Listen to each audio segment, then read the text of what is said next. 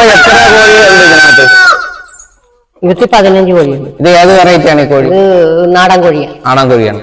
അപ്പൊ 15 പിന്നെ കോഴിയാണ്. ഇപ്പൊ എത്ര മുട്ട കിട്ടിയെന്ന്? ഇന്ന് 12 മുട്ട കിട്ടി. അപ്പൊ കോഴിമുട്ടയ്ക്ക് എന്ത് വിലയുണ്ട്? കോഴിമുട്ടക്ക് 8 രൂപ വെച്ച് കൊടുക്കും. 8 രൂപ കൊടുക്കും. അതും ഡിമാൻഡ് കൂടുതലാണോ? ഇവിടെ വന്ന് എടുത്തോണ്ട് പോക്കോളൂ ആൾക്കാര്. അത് ശരി. 10ന് 8 രൂപ വെച്ചാണ് കൊടുക്കുന്നത്.